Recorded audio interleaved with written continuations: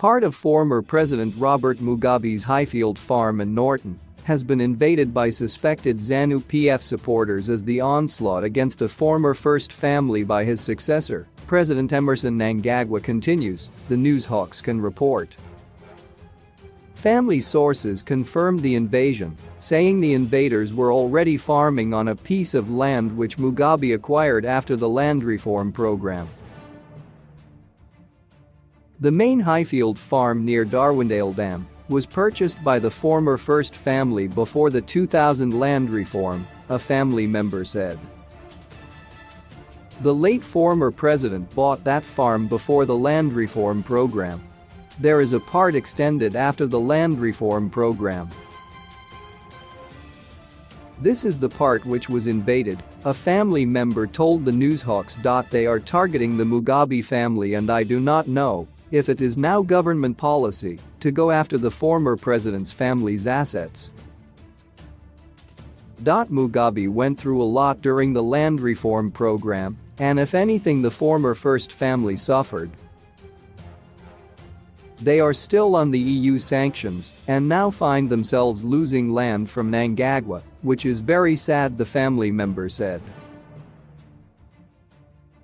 Mugabe, the chief architect of the land reform program, was often accused of using brute force to hound out white farmers. The bloody land reform program brought Zimbabwe's property rights and civil liberties into sharp focus, drawing international criticism. Zimbabwe would eventually be placed on sanctions which are still haunting the country years after his remains were interred in a courtyard at his rural Zimba home. The regime led by his longtime mentee did not take long to go after his property, including vast tracts of land which the nonagenarian leader had amassed for himself during his 37-year iron-fisted stay in power. I do not know what kind of country is this where the former president's family is haunted by the state. There are many farms that are not occupied, but they go for Mugabe's land. You wonder if there is a policy to target Mugabe, the family member told the Newshawks. It might excite them, but it has far-reaching consequences because investors see, the family member added.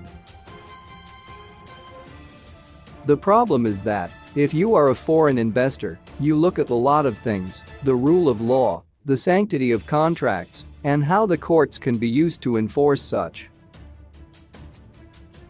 But if the properties of the former president are not safe, would you come and invest? Mnangagwa's regime has used land grabs to punish the family of the late former President Mugabe. Gold panners, with the acquiescence of the authorities, have invaded the Mugabe family's sprawling farmland in Mazo and installed a gold milling plant. Aerial pictures of the estate show massive destruction and unregulated mining on the farm, situated in the heart of Mazo, with sources saying powerful Zanu PF officials oversee the disruptive activities. Gold mining activities have gone on for months, while attempts to evict the panners from the estate are proving futile. You have a former president who was the frontrunner of the land reform program. He dies and the next thing you go after his farms. Any serious investor would look at what is happening. Some of Mugabe's closest relatives have also been hounded off their farms, with Walter Chidhakwa's wife also losing her farm to Zanu PF officials.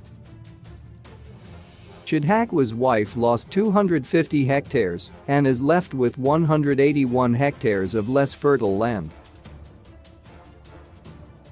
The late Robert Mugabe, Mugabe's nephew, 2 years ago lost his farm to Sports Minister Kirsty Coventry.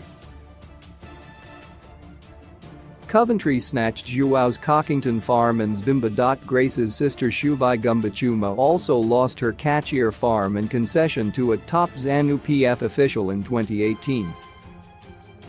Former Higher and Technology Minister Jonathan Moyo's farm was grabbed during the late Lands Minister Prince Shiri's tenure. He is still locked in a legal battle with the state following the withdrawal of an offer letter for his farm.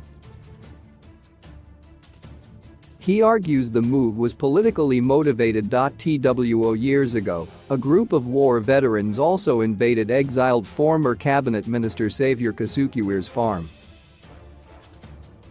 Kasukiwire has been fighting in the courts to stop the land seizure. Anyone who was supportive of Mugabe is losing their farms, even his sister Sabina, who died a long time ago, lost her farm too, the family member said.